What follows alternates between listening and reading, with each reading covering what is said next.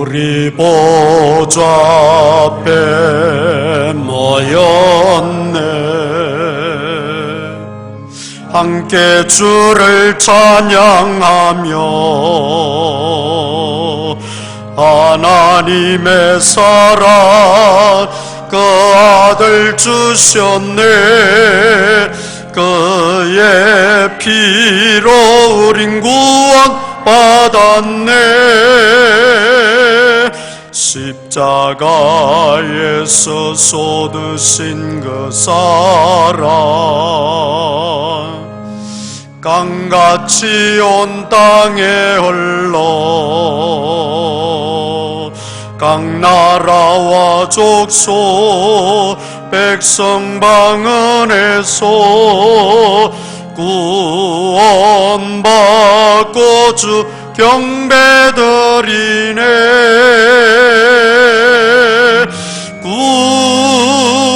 구원하심이 보좌에 앉으신 우리 하나님과 어린 양께 있도다.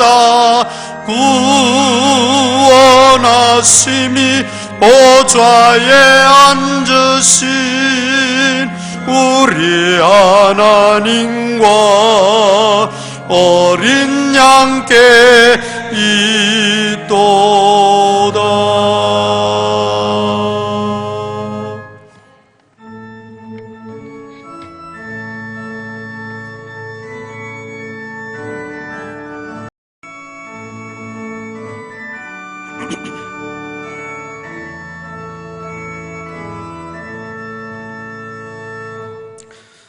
자비하신 아버지 하나님, 코로나19로 인해서 공동체 활동이 제한되는 어려움 속에서도 부활주일로 하나님께 영광 돌리게 하시니 감사합니다.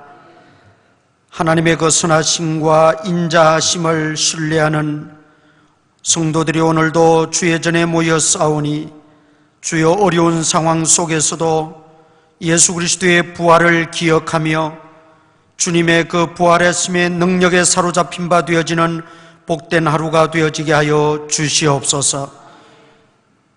가정에서 온라인으로 예배드리는 모든 성도들, 또 주님 전에 나와 예배드리는 성도들, 주께서 기쁘게 받으시고 한량없는 은혜로 충만하게 채워 주시옵소서. 예수님 이름으로 기도드리옵나이다. 아멘.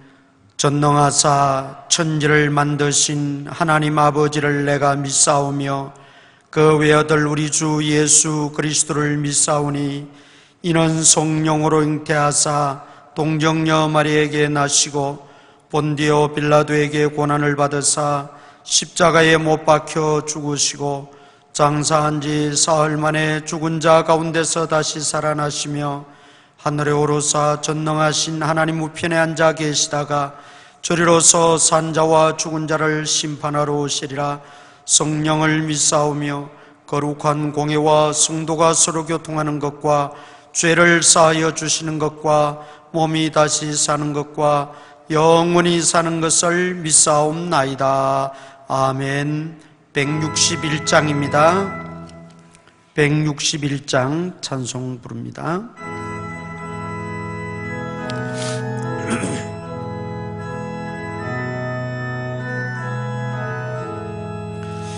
할렐루야. 우리 예수 부활승 전하셨네. 세상 사람 찬양하니 전사와 따바도다. 구주 예수 부활하사 사망 권세 이겼네. 구주 예수 부활하사 사망 권세 이겼네. 할렐루야. 우리 예수 왕의 왕이 되시고 우리들의 중보되신 성령 증거하시네. 구주 예수 부활하사 좀 열매 되셨네. 구주 예수 부활하사 좀 열매 되셨네. 할렐루야. 우리 예수 흠과 티가 없도다. 무덤 속에 있는 죄인 주가 일으키시네. 구주 예수 부활하사 영광 주로 오시네. 구주 예수 부활하사 영광 주로 오시네. 김병성 장로님 기도하시겠습니다. 자리에다 앉으시기 바랍니다.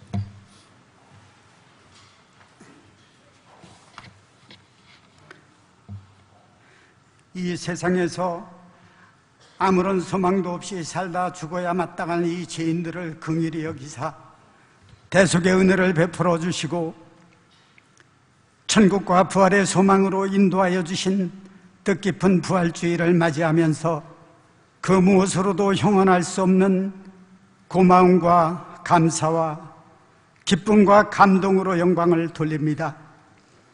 그리스도인이라면 모든 성도들이 축하드려야 할 영광스러운 부활주의를 맞이했지만 코로나19의 확산으로 인하여 많은 교회들이 함께하지 못하고 온라인으로 드리며 우리 교회도 소수의 성도들만 모여 쓸쓸히 텅 빈 교회를 지키며 무거운 마음과 애통하는 마음을 안고 부활주일 예배로 모였습니다.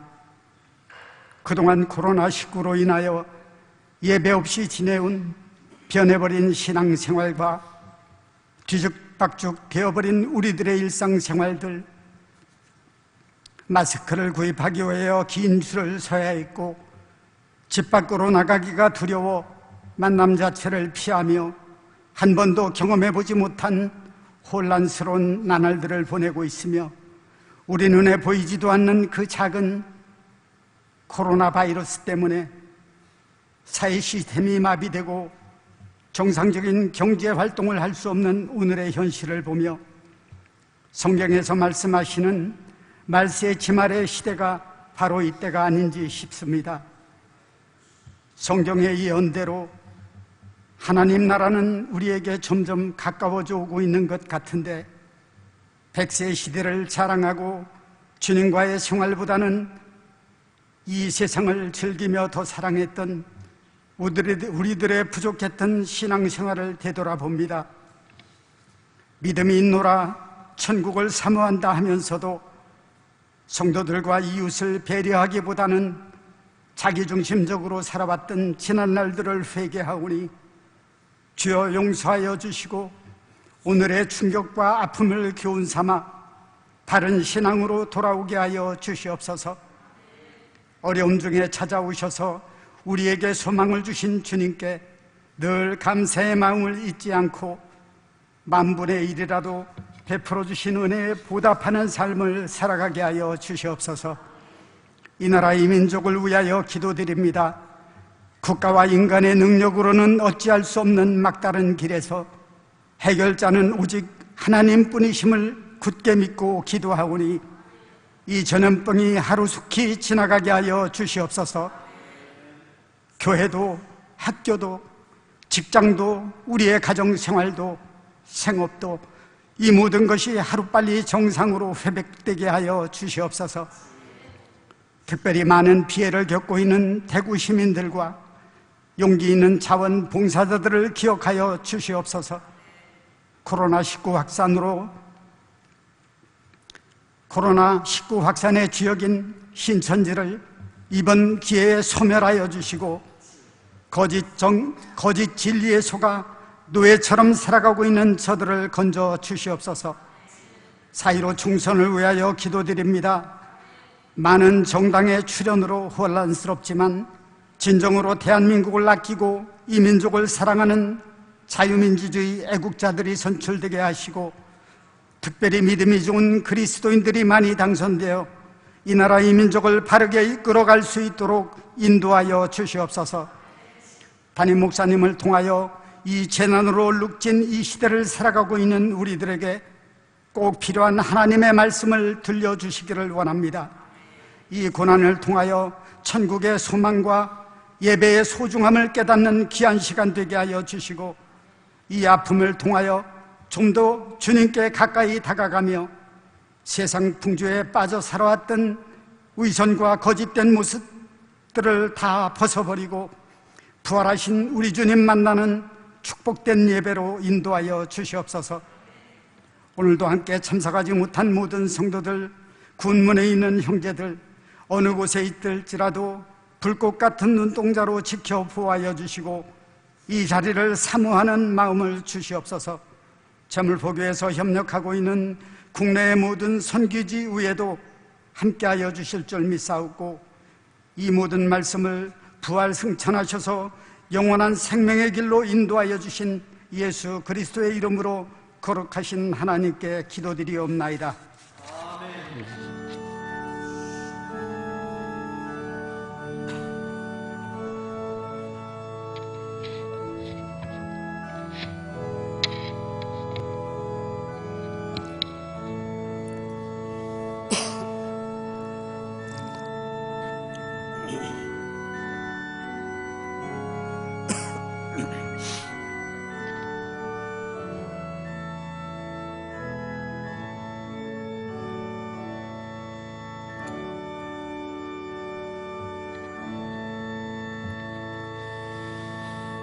하나님의 말씀은 고린도전서 15장 50절에서 58절까지입니다.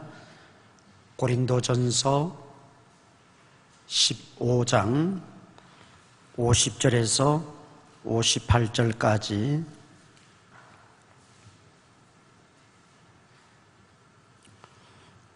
제가 봉독합니다.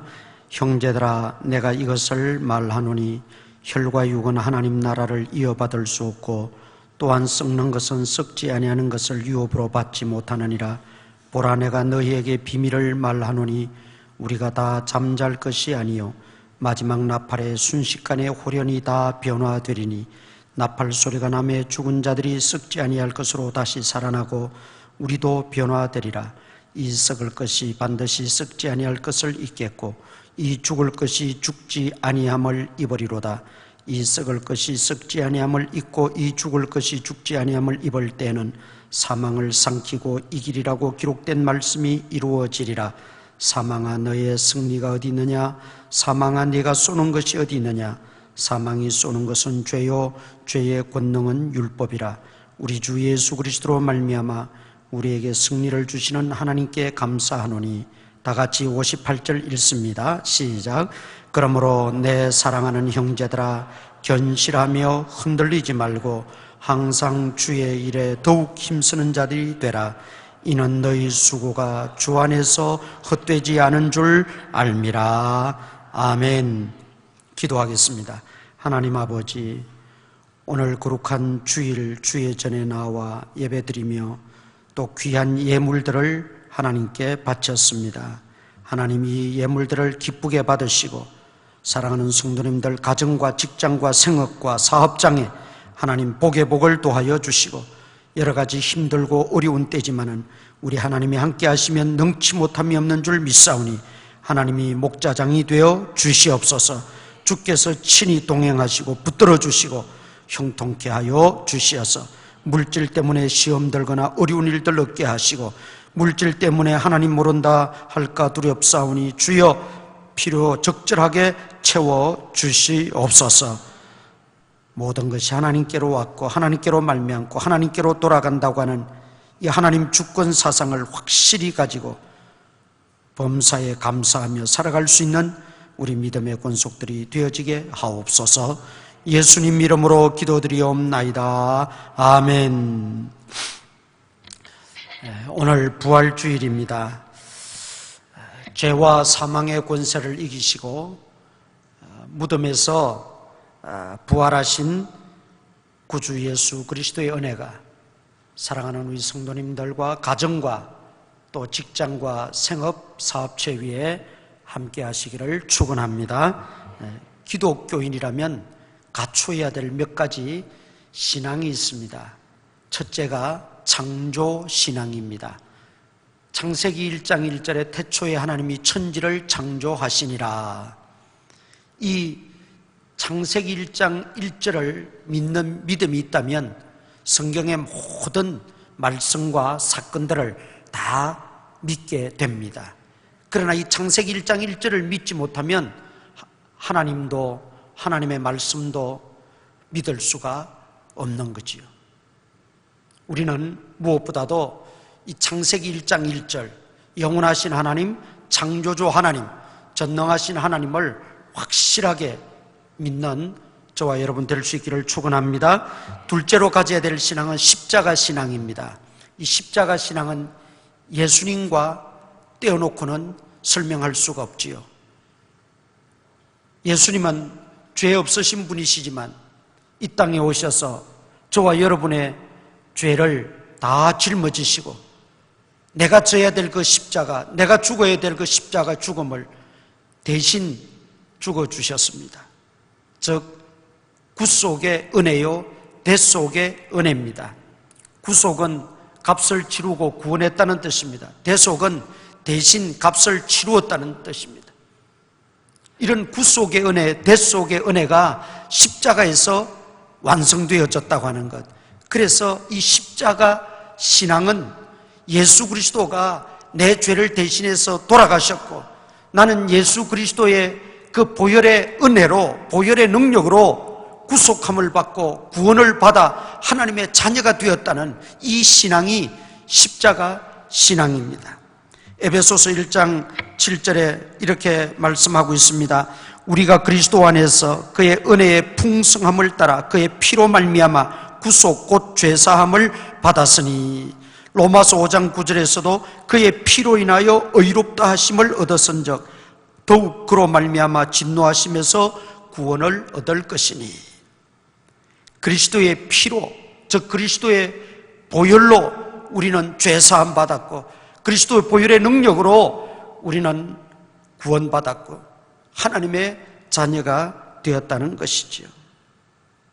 그래서 우리는 한순간도 주님의 이 십자가 은혜를 잊을 수가 없어요. 주님의 그 대속의 은혜, 구속의 은혜 한순간도 우리는 잊을 수 없어요. 그걸 늘 마음에 품고 묵상하면서 그 십자가 신앙을 따라 우리가 살아가는 것, 그게 기독교인들에게, 우리 성도들에게 두 번째 중요한 신앙의 삶이요 모습입니다. 세 번째는 부활신앙이 확고해야 합니다. 십자가의 고통과 죽음의 고난을 통과하신 이후에 예수님은 다시 살아나셨습니다. 십자가의 고난에만 머물러서는 안 되고 예수님은 죽음을 이기시고 죄를 이기시고 다시 살아나셨다고 하는 이 부활신앙이 우리에게 확고해야 한다는 것입니다. 그래서 십자가 없는 부활은 무의미하고 부활 없는 십자가는 비참한 것입니다. 십자가를 통해서 부활의 새 아침이 밝아왔다는 것, 십자가의 그 은혜를 묵상하고 십자가의 은혜에 감사하고 십자가의 은혜에 감격하고 우리가 십자가를 늘 묵상하며 살아야 합니다. 동시에 주님은 다시 사셨다는 거예요. 여러분, 이 얼마나 복되고 희망찬 소식입니까? 우리 예수님의 부활은 예수님이 죄가 없으시다는 증거입니다. 왜 이 땅에 죽음이 왔습니까? 왜 죽습니까? 성경은 로마서 6장에서 분명히 말씀하고 있지요. 죄의 싹은 사망이라고 그랬어요. 죄값으로 죽는 겁니다. 죄가 이 땅에 들어오므로 우리의 인류 시조가 하나님 앞에 범죄함으로 죽음을 자초하게 되었던 것입니다. 우리는 우리 각자의 죄값으로 마땅히 죽어야 합니다. 그런데 예수님이 대신 죽어주셨어요. 예수님이 죄가 있으셔서 죽으신 것이 아니라 죄가 없으신 분인데 우리 죄를 대신 짊어지시고 돌아가셨습니다. 그리고 3일 만에 부활하셨습니다. 그 부활하셨다는 것은 예수님은 죄가 없으시다는 것입니다. 죄가 없으시기에 당연히 하나님은 다시 살리셨다는 것입니다. 동시에 예수님의 부활 사건은 하나님의 아들이시라는 것을 증명하는 사건입니다. 예수님의 제자 중에 도마는 예수님이 부활하셔서 제자들에게 나타나셨을 때 마침 그 자리에 없었어요. 그런데 제자들이 우리 선생님이 다시 살아나셨다, 예수님이 부활하셨다 증언할 때 믿지를 못했습니다. 내 눈으로 똑똑히 보아야 믿겠다, 내가 보아야 믿겠다는 거죠. 요즘도 이런 분들이 많죠. 보아야 믿겠다, 보지 않고서는 내가 믿을 수가 없다. 그런데 예수님이 열흘이 지나 도마에게도 나타나셨습니다. 그때 도마가 예수님을, 부활하신 예수님 목격하고 뭐라고 고백합니까? 나의 주, 나의 하나님, 그렇게 고백합니다. 나의 주, 나의 하나님. 여러분, 이 고백은 보통 고백이 아니에요. 언제 제자들이 예수님을 향해서 나의 주, 나의 하나님이라고 했습니까? 베드로가 한번 고백은 했지요. 주는 그리스도시요 살아계신 하나님의 아들이십니다. 도마는 부활하신 예수님을 만나고 부활신앙으로 그가 무장하게 되니까 예수님이 바로 보였어요. 예수님이 바로 하나님이시요 또 하나님의 아들이심을 분명하게 깨닫게 되었다는 말이죠. 요즘도 교회는 다니지만 심지어 성경 공부도 하고 성경도 읽지만 예수님의 부활만큼은 믿지 못하겠다, 이런 분들이 있어요. 그런데 도마가 예수님을 직접 뵙고 나서 그가 한 고백처럼 나의 주, 나의 하나님, 예수님이 하나님이시요 하나님의 아들이시라는 것을 우리가 믿는다면 예수님의 부활이 왜 믿겨지지 않습니까? 생명의 주인이 되시고 창조주 되시고 전능하신 그 하나님이 왜 죽은 자를 못 살리겠냐 말이에요. 그것도 죄가 없으신 예수님을. 도마는 부활하신 예수님을 통하여 예수님이야말로 참된 하나님이시요 하나님의 아들이시란 것을 그가 고백함으로 예수님을 바로 깨닫게 되었던 것입니다.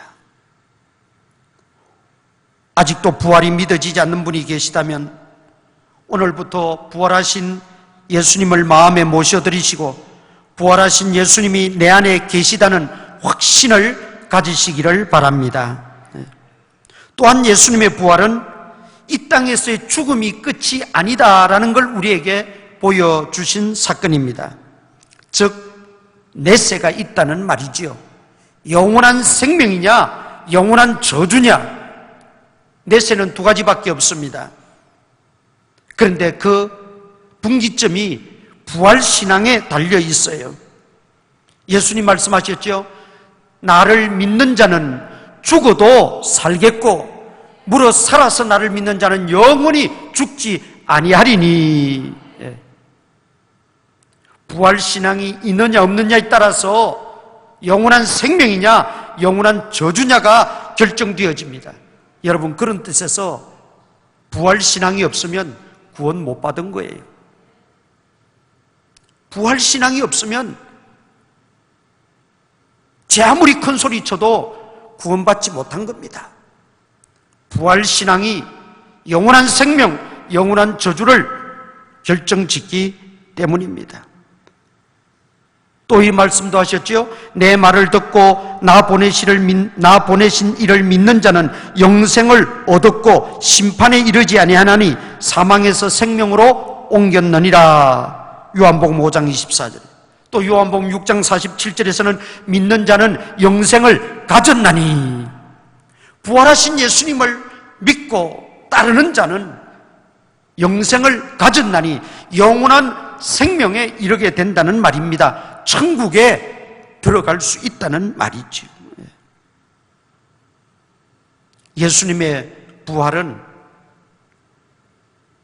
이 땅에서 죽음으로 모든 것이 끝이라고 생각하는 세상 사람들의 관념과 그 법칙을 초월해서 죽음이 끝이 아니라는 거예요. 내세가 있다는 거예요. 영원한 생명과 영원한 저주가 있다는 것을 분명하게 보여주고 있습니다. 그래서 다른 종교가 기독교를 향해서 배타적이다, 타협하지 않는다, 독선적이다, 편협하다, 별의별 말로 다 비난을 하고 욕을 해도 다른 모든 종교는 무덤을 남겼고 죽음 이후에 대해서 길을 안내해 주지를 못해요. 안내할 수도 없어요. 그러나 우리 예수님은 죽음을 정복하시고 죽음에서 다시 사심으로 말미암아 죽음 이후의 세계가 또 있다고 하는 것을 우리에게 분명하게 가르쳐 주셨고 그 길을 안내하시는 유일한 분이십니다. 그러기에 기독교는 어떻니 저떻니 이야기해도 오직 예수 이름 이외에는, 예수님을 믿는 길 외에는 구원이 없습니다. 다른 길은 없어요. 오직 유일한 길, 예수님만이 구원자시고 예수 그리스도를 믿고 그 부활 신앙을 가진 자만이 구원을 얻을 수가 있다는 말입니다. 그렇다면 예수님의 부활 사건은 우리에게 영생이 있음을 알게 할 뿐 아니라 믿는 자에게는 영생을 선물로 주신 사건입니다. 얼마나 감사합니까? 얼마나 놀라운 사건입니까? 오늘 50절에서도 뭐라고 말합니까? 혈과 육은 하나님 나라를 이어받을 수 없고, 혈과 육, 이 육체만 가지고는 하나님 나라에 들어갈 수 없다는 것입니다. 이 썩을 몸 가지고는 썩지 않을 것을 입을 수가 없다는 겁니다. 어떻게 되어야 됩니까? 그리스도의 신령한 몸으로 변화되어져야 됩니다. 부활신앙에 참여하시고 부활신앙으로 무장하시고 부활신앙으로 확고해지셔서 하나님 나라를 유업으로 받는 모두가 되시기를 축원합니다. 십자가와 부활신앙을 가진 자만이 하나님 나라를 유업으로 받을 수 있다는 것이죠. 여러분, 이게 간단한 진리 같은데 세상에 70억 인구가 지금 살고 있다는데 그 중에 과연 이 십자가 신앙과 부활 신앙을 가지고 죽음 이후에 영원한 내세가 있음을 믿고, 아니 부활하신 주님으로 말미암아 또 내가 부활하신 그 주님을 믿음으로 말미암아 그 영생을 선물로 받은 자가 과연 얼마나 됩니까? 그리 많지 않아요. 많은 것 같아도 많지 않아요. 이것이 복음에 우리에게 가르쳐주는 사명입니다. 예수님께서 부활을 목격한 여인들을 향해서 빨리 가서 전하라고 그랬어요. 빨리 가서 알리라고 그랬어요. 아직도 복음을 듣지 못하고 구원이 있음도 알지 못하고 예수님의 부활을 알지 못하고 따라서 영원한 내세가 있음도 알지 못하는 자들에게 우리가 복음을 전해야 될 사명이 여기 있습니다. 천국에 들어가는 길, 여러 길이 아닙니다. 유일한 길 예수 그리스도밖에 없다는 거죠. 그렇다면 부활신앙을 가진 우리들은 이 부활신앙을 어떻게 증명해 보여야 하겠습니까? 오늘 본문에 보면 부활의 의미를 변화라는 단어로 설명하고 있습니다. 51절 보겠습니다. 보라, 내가 너에게 비밀을 말하노니 우리가 다 잠잘 것이 아니요 마지막 나팔의 순식간에 홀연히 다 변화되리니. 52절, 나팔 소리가 나며 죽은 자들이 썩지 아니할 것으로 다시 살아나고 우리도 변화되리라. 혈과 육으로는, 썩을 몸으로는 천국에 들어갈 수 없어요. 변화되어야 된다는 거예요. 변화되어야 된다는 거예요. 이 부활과 변화를 같은 의미로 이렇게 사용하고 있어요. 죽은 자들이 먼저 부활하고 산 사람들은 신령한 몸으로 변화되어 공중에 들림받아 하나님 나라로 입성하게 된다는 것입니다. 여기 마지막 나팔의 순식간에 홀연히 다 변화되리니, 죽은 자는 부활로 변화되고 산 사람은 예수님 몸과 같이 신령한 몸으로 변화되고. 부활 신앙을 확고하게 가진 사람들은 이 땅에서도 변화된 모습으로 살고 하나님 나라 갈 때 신령한 몸으로 변화되어 하나님 나라에 들어가게 됩니다. 여러분, 이 말은 참 중요한 말입니다. 부활신앙을 가졌던 초대교회 성도들과 그 사도들을 보세요. 그들이 예수님이 붙잡혔을 때는 겁이 나가지고 다 도망치고 뿔뿔이 숨어들었어요. 십자가 아래까지 따라간 제자는 사도 요한 하나밖에 없어요. 그런데 그들이 부활하신 예수님을 목격하고 나중에 마가 요한 다락방에서 성령 충만이 받고 부활신앙으로 확고해지게 되니까 그들이 부활의 증인이 되는데, 가는 곳마다 담대하게 예수님은 살아나셨다고 외치기 시작했어요. 그 외치는 것 때문에 매를 맞기도 하고 옥에 갇히기도 하고 심지어 순교도 당하고 온갖 위협과 협박을 받으면서도 우리가 너희 말 듣는 것이 옳으냐, 하나님 말씀 따르는 것이 옳으냐, 담대해졌어요. 그렇게 비겁하게 숨고 도망치던 제자들이 어떻게 며칠 상간에 이렇게 바뀌어질 수가 있어요? 이렇게 변화될 수가 있나요? 예수님의 부활을 목격했기 때문입니다. 죽어도 다시 산다는 그 확고한 믿음이 그들 속에 넘치게 되니까 죽음조차도 불사하고 그들이 담대하게 복음을 외쳤다는 것이죠. 순교자 스데반 집사님 보세요. 돌에 맞아 죽으면서도 얼마나 담대해요. 오히려 천사의 얼굴처럼 환하게 빛나면서 말이죠. 얼마나 담대해졌어요. 부활신앙을 가진 초대교회 성도들이나 사도들, 또 역사의 면면이 흐르면서 믿음을 지키고 부활신앙으로 무장했던 그 모든 믿음의 선진들 보면 무엇보다도 복음에 대하여 담대했어요.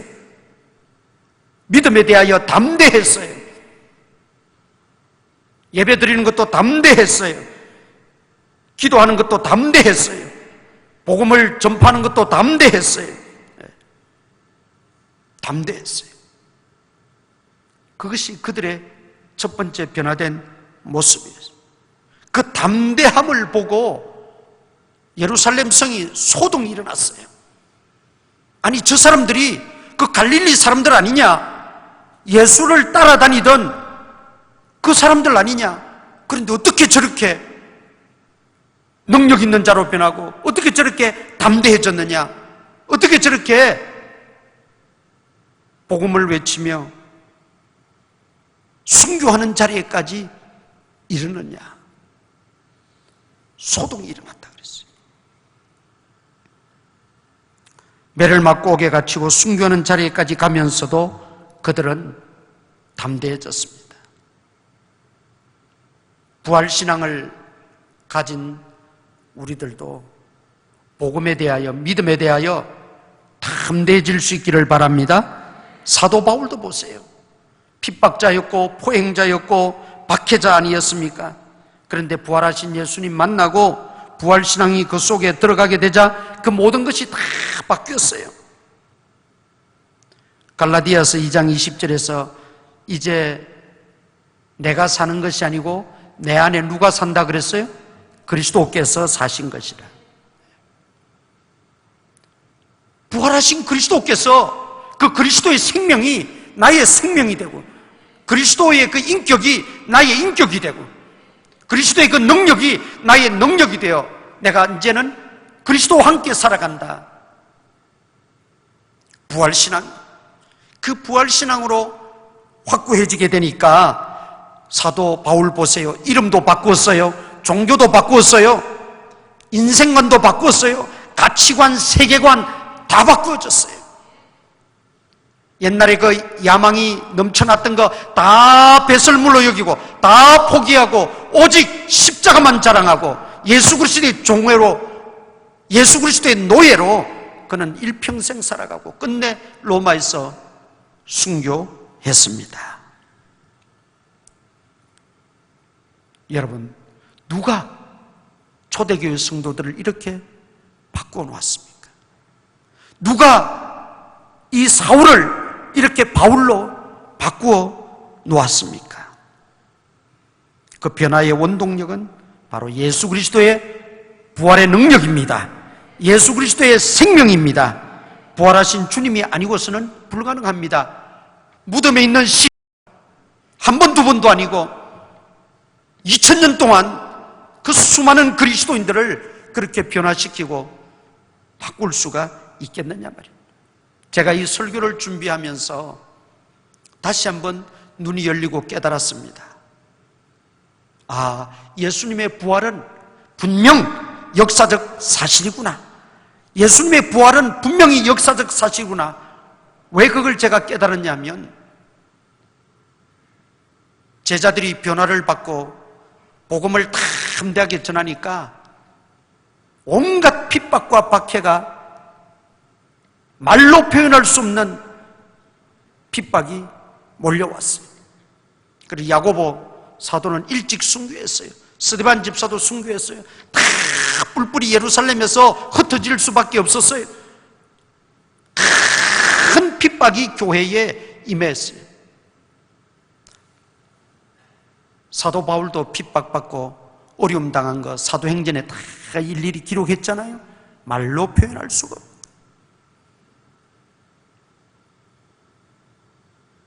왜 그랬냐면 예수님의 부활을 전했기 때문에 그래요. 예수님의 부활을 증거했기 때문에. 예수님이 오병이어 기적 행할 때 그런 핍박이 있었습니까? 예수님이 죽은 자 살릴 때도 그런 핍박이 있었습니까? 물론 예수님이 바리새인들, 유대 당국자들을 꼭 집어가지고 신랄하게 비판하니까 죽일 방도는 한 번은 생각은 했었어요. 그러나 예수님이 그 수많은 기적을 행하시고 그 많은 말씀을 가르치고 죽은 자도 살리는 그런 와중에도 핍박은 없었어요. 그런데 부활을 증거하니까 핍박이 들어옵니다. 협박이 들어옵니다. 박해가 옵니다. 정치적 박해, 종교적 핍박. 부활을 증거하니까. 왜? 부활은 생명이니까. 그 부활의 신앙이 들어가는 자는 죽어도 사는 역사가 일어나니까, 마귀에게 속한 자가 예수 그리스도에게 속하게 되니까, 지옥의 사망의 권세 아래 있던 자가 천국의 생명을 얻게 되니까, 가장 누가 싫어하겠어요? 마귀가 싫어하는 거예요. 마귀가 싫어하는 거예요. 그러니까 제자들로 하여금, 성도들로 하여금 그리스도의 부활을 증거하지 못하게 하려고 핍박이 많은 거예요. 그런데도 제자들과 성도들은 죽음을 불사하고 자기가 보고 겪고 믿는 그 부활하신 예수님을 증거하지 않으면 견딜 수 없어요. 다른 어떤 말이 필요 없어요. 그 부활을 증거하는데도 성경을 여러분 면밀히 보시면 베드로가 또 바울이 부활하신 예수님을 증거할 때 복잡하게 증거하지 않았어요. 베드로가 내가 막달라 마리아가 먼저 가보고 예수님이 없어가 깜짝 놀래가지고 둘레둘레 살펴보니까 천사가 있었고 천사가 말하기를 너희가 찾는 예수가 살아났다. 너희 형제들에게도 가서 이야기하라 그래서 막달라 마리아가 그냥 뛰어와서 나한테 이야기해서 나도 가보니까 이미 다 빈 무덤이었다. 그러니 예수님 부활은 확실하다. 믿어라. 이렇게 구절구절 이야기하지 않았어요. 성경에 보면 그저 간단하게 이야기했어요. 너희가 죽인 그 예수가 다시 살아나셨다. 그 한마디밖에 없어요. 너희가 죽인 그 예수가 다시 살아나셨다. 짧은 부활의 정언이었음에도 불구하고 가장 싫어하는 것은 마귀였습니다. 그러니까 어떻게 해서라도 부활을 전하지 못하게 하려고 마귀가 온갖 위협과 협박과 강압을 통해서 제자들을 전도 못하게 하고 예수님 못 전하게 하고 부활 이야기 못하게 하고, 이걸 보면 예수님 부활이 역사적 사실이었다는 거 분명히 알 수가 있어요. 유대 당국자들, 그들은 너희가 도적질 해놓고는 어디 숨겨놓고는 부활했다고 하는 거 아니냐? 또 어떤 사람들은 잠시 기절했다가 다시 깨어난 것 아니냐? 뭐 별의별 이야기를 다 해요. 그런데 여러분, 그런 어떤 예수님의 부활 사건이 어떤 해프닝이라든지 조작극이라든지 도적질해서 숨겨놨다든지 아니면 루머라든지 이런 것들이 어떻게 사람을 그렇게 변화시킬 수 있느냐 말이죠. 어떻게 사람을 근본적으로 바꿔놓을 수가 있느냐 말이죠. 그리고 그런 것들이 루머고 해프닝이었다면 그렇게 부활을 전하는 사람들을 핍박할 수 있겠냐 말이죠. 사도 바울은 말했어요. 15장에서, 고린도전서 15장에서 나도 보았고 제자들에게도 다 나타났고 500여 형제에게 일시에 나타났다. 500여 형제에게 일시에 나타났다는 것은 아마 예수님 승천하실 때 한 500여 분들이 본 것 같아요. 그런데 이 고린도전서를 쓸 때는 예수님이 승천하시고 25년이 지난 뒤입니다. 25년이 지난 지금도 그 예수님의 부활을 친히 목격한 사람들 중에 절반이나 살아 있다고 이야기하고 있어요. 그 말은 예수님 부활을 도무지 못 믿겠거든 그 사람들한테 가서 확인해 보라는 거죠. 물어보라는 거죠. 아직도 절반이나 살아있다. 25년이 지났지만. 부활의 이 신앙, 이것은 진정한 부활의 믿음을 가지게 되면 변화를 받고 새로워집니다. 변화를 받게 됩니다. 죽은 시체가 그렇게 변화시킬 수 있습니까?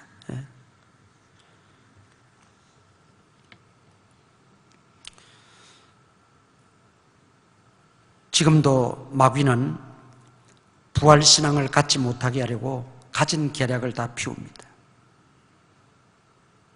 우리가 이 마귀에게 속아서는 안 됩니다. 마귀에게 굴복해서는 안 됩니다. 부활을 목격한 초대교인들은 오직 예수, 오직 복음, 오직 십자가만 전했습니다. 예수님이 살아계실 때는 환영을 받지 못했어요. 심지어 형제들에게조차 환영받지 못했습니다. 제자들도 예수님이 스승이니까 따라는 다녔지만 대놓고 자랑할 만한 존재는 아니었습니다. 그런데 부활하신 예수님 목격하고 나서는 입만 열면 예수님이에요. 입만 열면 예수님이에요. 그렇게 부끄럽게 여기고 자랑거리로 여기지 않던 그 예수가 어느 날 갑자기 입만 열면 예수님으로 바뀌어지게 된 근본 원인이 뭐라고 생각하십니까? 그게 부활하신 주님을 만났기 때문입니다. 부활하신 주님의 그 생명이 내 속에 들어와서 예수로 가득 차게 되니까 누가 건드리기만 하면 예수님이 나오는 거예요. 입만 열면 예수님이 나오는 거예요. 생각만 해도 예수님이 나오는 거예요. 부활의 생명, 부활의 주님으로 우리의 인격 속에, 우리의 삶 속에, 우리의 심령 속에 가득 채우시기를 바랍니다. 자연히 예수님만 나오게 되어 있어요.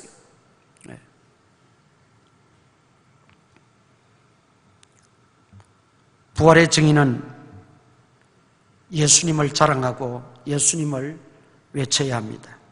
예수님 말씀하셨죠. 누구든지 사람 앞에서 나를 부인하면 나도 아버지 하나님 앞에서 저를 부인할 것이요, 누구든지 사람 앞에서 나를 시인하면 나도 아버지 앞에서 시인하리라.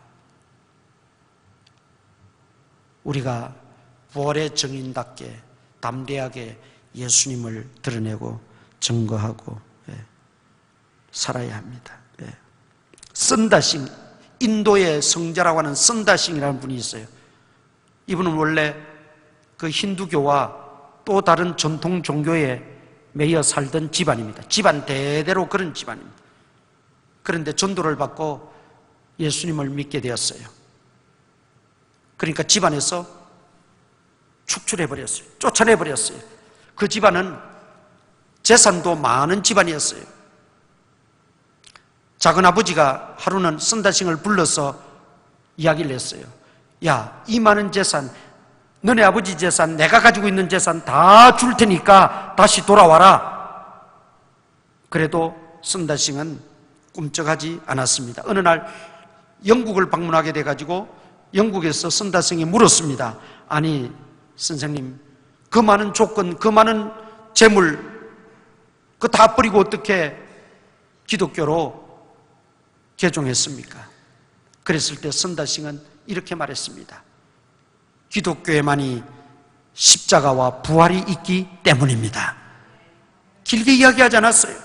기독교에만이 십자가와 부활이 있기 때문입니다. 그 십자가 신앙을 가지고, 부활의 신앙을 가지고 부활하신 예수님을 만난 사람들은 오직 예수입니다. 오직 예수. 오늘 아직도 우리가 복음을 부끄러워하고 있습니까? 교회 다니는 게 부끄럽습니까? 전도하는 게 부끄럽습니까? 우리는 오직 예수로 충만하시고 부활하신 예수님의 생명이 내 안에 계시다는 걸 믿으시기를 바랍니다. 그러면 우리는 예수님이 부끄럽지 않습니다. 복음이 부끄럽지 않아요. 그 다음 부활신앙인들은 천국을 바라보고 살았습니다. 이 땅을 부정하거나 염세적으로 살았다는 말은 아닙니다. 천국 시민이 되었기에 더욱더 천국 시민답게 이 땅에서는 더 성실하게 책임감 있게 사명감으로 정직하게 그렇게 살았다는 말입니다. 사도 바울이 뭐라고 말합니까? 나는 선한 싸움을 싸우고 나의 달려갈 길을 마치고 믿음을 지켰으니 이제후로는 나를 위하여 의의 면류관이 예비되었으므로 주 곧 의로우신 재판장이 그날에 내게 주실 것이며 내게만 아니라 주의 나타내심을 사모하는 모든 자에게 도니라. 사도 바울은 부활하신 예수님 만나고 나서 아무렇게나 살지 않았어요. 시간 허비하면서 살지 않았어요. 사명감을 가지고 살았어요. 사명감을 가지고. 주님이 우리에게 각자 주신 사명이 있어요. 그 사명을 깨닫고 우리가 하나님이 부르시는 그날까지 천국을 바라보면서 사명을 가지고 살아야 돼요. 그들은 또 천국의 소망을 두었기 때문에 이 땅에서 당하는 고난이나 고통, 역경 그런 것에 두려워하지 않았어요. 그런 것에 흔들리지 않았어요. 이 땅에서는 좀 구차하게 살더라도, 이 땅에서는 좀 연약하게 살더라도 이 땅에서는 좀 빈약하게 산다 할지라도 내 안에 계신 예수님으로 말미암아 만족하고 기뻐하면서 그들은 하나님 나라 바라보면서 당당하게 살았다 이 말입니다. 그래서 오늘 본문 58절에서도 뭐라고 말합니까? 그러므로 내 사랑하는 형제들아 견실하며 흔들리지 말고 항상 주의 일에 더욱 힘쓰는 자들이 되라. 이는 너희 수고가 주 안에서 헛되지 않은 줄을 알미라. 마지막으로 부활은 승리의 계가입니다. 55절 봅니다. 사망아 너의 승리가 어디 있느냐? 사망아 네가 쏘는 것이 어디 있느냐? 57절 우리 주 예수 그리스도로 말미암아 우리에게 승리를 주시는 하나님께 감사하노니. 여러분, 부활은 승리의 계가입니다. 십자가에서는 사탄이 이기는 듯 했습니다. 그런데 3일 만에 보기 좋게 역전시켰습니다. 우리 부활신앙을 믿는 저와 여러분들은 역전의 용사들입니다. 부활신앙을 확고히 가지면 역전되어지고 역전하는 은혜가 순간순간 있는 줄 믿으시기를 바랍니다. 예수님의 부활이 나의 부활이면 예수님의 승리도 나의 승리입니다. 예수님의 역전이 나의 역전이 될 줄 믿습니다. 욥기 19장을 나중에 가서 한번 집에 가서 찬찬히 읽어보세요. 욥기 19장에 보면 욥이 그 고난을 이길 수 있는 비결을 설명하고 있어요. 욥이 그 막중하고 어마어마한 고난 속에서도 고통 속에서도 믿음을 저버리지 않고 이길 수 있었던 것은 욥의 고백에서 알 수 있어요. 19장 25절 26절에 보면 두 가지가 있는데, 첫째는 욥에게 부활신앙이 있었어요. 부활신앙이 있었어요. 두 번째는 영생에 대한 신앙이 있었어요. 즉 천국에 대한 소망이 있었다는 거예요. 이 두 가지가 욥에게 있었기 때문에 욥은 그 어마어마한 고통 속에서도 이겨낼 수 있었고 견뎌낼 수 있었고 믿음을 지킬 수가 있었다는 말이죠. 아무리 고난이 크고 재난이 닥치고 역경이 몰려와도 예수님이 다시 사셨다는 부활신앙, 예수님의 부활은 곧 나의 부활이라는 그 확신만 가지고 있으면 우리는 밝게 살아갈 수가 있습니다. 예수님의 이 부활이 추상적으로 끝나지 않기를 바랍니다. 어떤 매년 오는 절기로만 끝내버리지 않기를 바랍니다. 여러분의 삶 속에, 신앙 속에, 여러분의 인격 속에 예수님의 부활이 나의 부활이람을 믿고 그 예수님의 생명이 내 안에 계심을 믿고 그 예수님의 능력이 나의 능력이 될 수 있다는 걸 믿고 어떤 고난과 힘든 상황 속에서도 좌절하지 않고 담대하게 예수 그리스도를 외치고 예수 그리스도를 의지하며 살아가는 우리 제물포교회 온 성도들 되시기를 주님의 이름으로 축원합니다. 통성으로 기도하십시다. 오늘 주신 말씀을 붙들고 기도하시기 바랍니다. 주여, 나의 연약함을 부활시켜 주시옵소서. 나의 부족함을 부활시켜 주시옵소서. 나의 간사함을 변화시켜 주시옵소서. 나의 삶을 부활시켜 주시옵소서. 기도하시기를 바랍니다.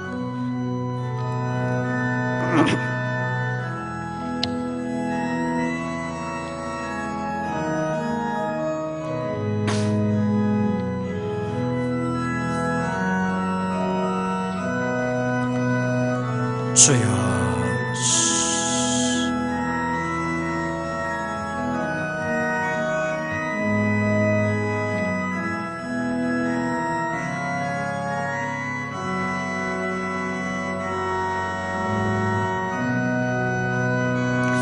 아버지,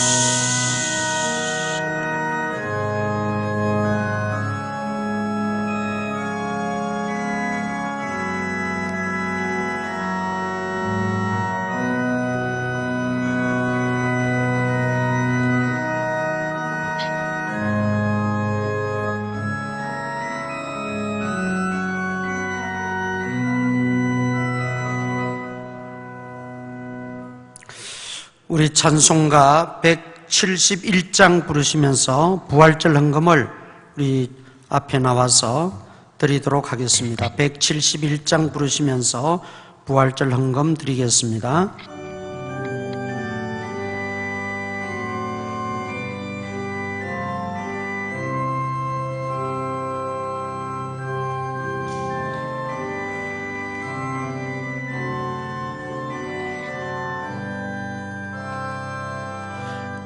하나님의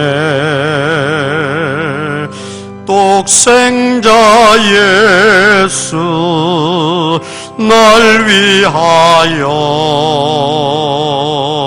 오시었네. 내 모든 죄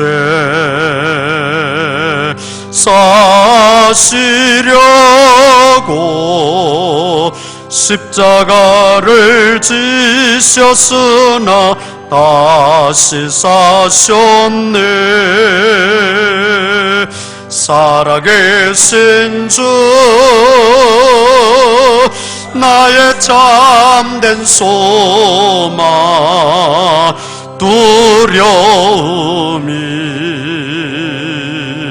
사라지네.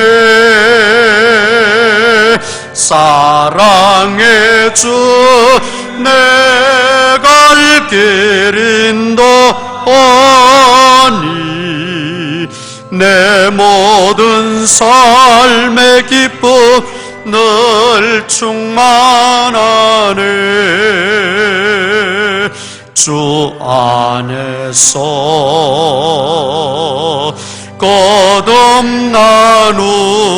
거듭나누리 기뻐하며 찬양하리. 가슴 속에 넘치는 확신 우리의 가는 길에 소망 넘치네. 살아계신 주 나의 참된 소망 두려움이 사라지네. 사랑의 주 내 갈 길 인도하니 내 모든 삶의 기쁨 늘 충만하네. 선한 싸움 다 마친 후에 우리 주님 배우리라. 사망 권세 땀을 내치고 주님이 다스리니 영광 넘치네. 살아계신 주 나의 참된 소망 두려움이 사라지네. 사랑의 주 내 갈 길 인도하니 내 모든 삶의 기쁨 늘 충만하네.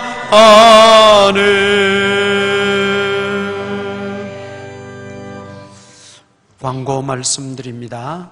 우리 송정옥 집사님께서 부활절 계란을 제공해 주셨습니다. 가실 때 부활절 계란을 다 받아가시기를 바라고, 또 김인순 집사님께서 먼지, 또 옷 먼지 트는 것과 이불 틀 수 있는 거 한 세트 해서 가정당 하나씩 계란은 각자 받아가시고 그 이불 털고 옷 먼지 트는 거는 가정당 하나씩 이렇게 받아가시면 되겠습니다.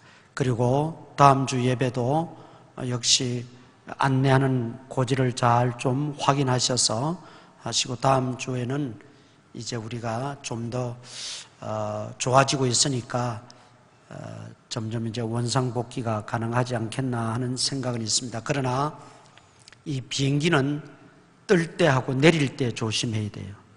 축구 경기도 시작 5분과 마지막 5분이 항상 조심해야 되는 거예요. 우리가 또 조금 확진자가 줄어들고 없어진다고 해서 방심하면 안 됩니다. 끝까지 기도하시면서 조심하시고 우리 성도님들 건강하시기를 바랍니다. 그리고 오후 2시 예배는 아침의 예배와 동일한 예배입니다. 그러니까 지체하지 마시고 바로 다 귀가하세요. 귀가하시고 반가워서 그동안 한참 못 보다가 반가워서 또 이렇게 할 수 있는데 조금만 참으세요. 이번 주만 좀 참으시고, 우리 장로님들도 또 우리 모두 우리 학생들도 다 귀가하세요. 귀가하시고, 오후 예배는 우리 또 아침에 참여하지 못한 분들이 아마 또 얼마나 오실지 오시면 예배는 그렇게 인도하고 드리도록 하겠습니다. 하시고 기도 많이 하시고 우리 이런 때일수록 더 우리가 기도하고 경건 생활에 박차를 가야 됩니다. 축도하겠습니다.